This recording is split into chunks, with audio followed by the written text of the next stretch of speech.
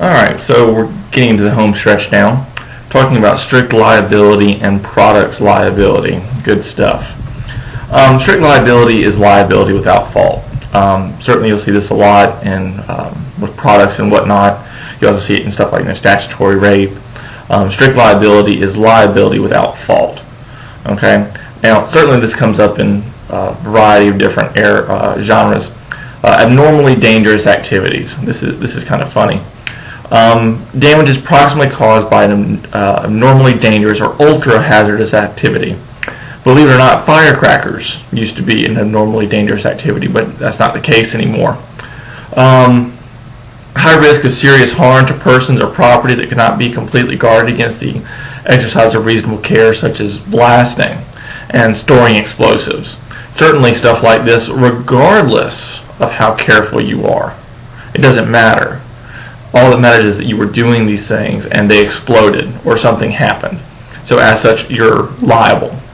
Other applications for this. Persons who keep wild animals are strictly liable for the harm inflicted by the animals. So if you keep a pet shark in your pool in your backyard and someone falls in and the shark eats them, guess what? You're strictly liable.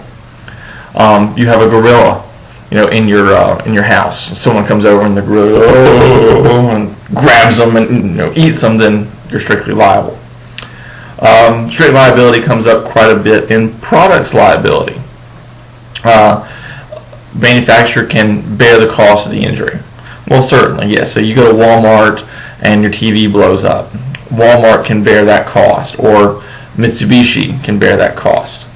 The manufacturer is making a profit, and the cost should be an operating expense.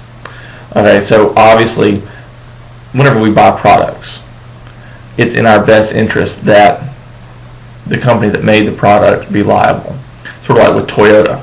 Okay, that was a huge issue with products liability. Speaking of, moving on into products liability, those who make, sell, or lease goods can be held liable for physical harm or property damage caused by those goods to a consumer, user, or bystander. Okay, so the manufacturer makes this product. Guess what? They're going to be liable for it. Products liability based on negligence. Remember, duty, breach of duty, causation, and damages. But due care must be exercised, meaning that in the design, the selection of materials, the production process, the manufacturer needs to use due care to make sure these things are done appropriately. So certainly they want to use the best products. They want to make sure that their production process is efficient so that the thing doesn't break down. Because certainly you don't want a lawsuit on your hands if someone sues. Okay? Privity of contract is not required. Now this is interesting. This means that the parties don't have to actually be in contract for one party to actually recover. Okay? So if I buy a TV and it blows up at my house and you're there, guess what? You can also sue the manufacturer of that TV. Okay? You might even be able to sue Walmart. Okay? Strict products liability. People may be liable for the results of their acts regardless of their intentions or their exercise of reasonable care. Remember what we were talking about with making a product? Even though you're doing the absolute best job you possibly can, you still may be liable for their breaking down. Look at this. Strict products liability and public policy. Consumers should be protected against unsafe measures. So yes, here we are. We buy gifts, we buy things for our house.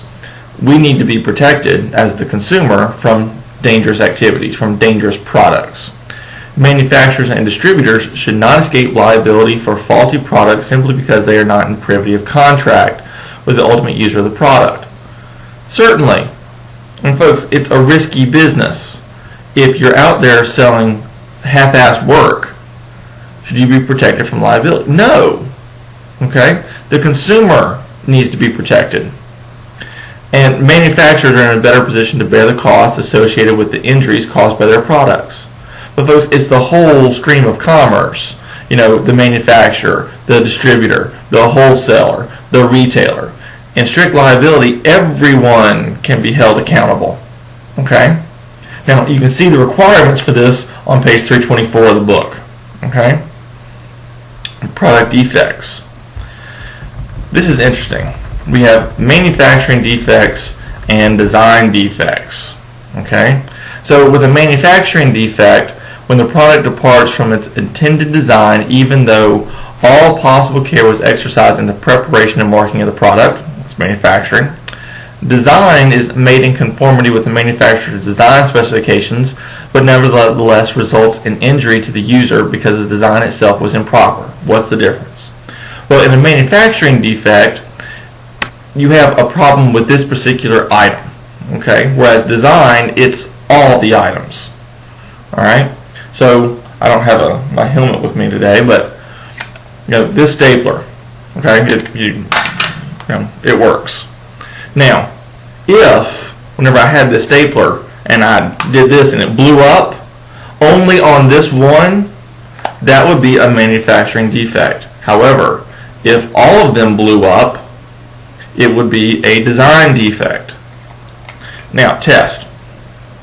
Show that a reasonable alternative design was available and that the defendant's failure to adopt the alternative design rendered the product unreasonably safe.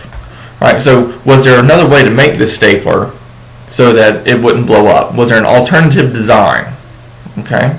Factors. Magnitude and probability of foreseeable risks. Relative advantages and disadvantages of the product as it was designed and as it should have been designed. And a risk-utility analysis, based on what's the risk of this thing versus the utility, what's someone going to get out of it. Inadequate warnings is another funny one. Product may also be deemed defective because of inadequate instructions or designs. Folks, you'll see warnings on everything. The McDonald's coffee, contents hot.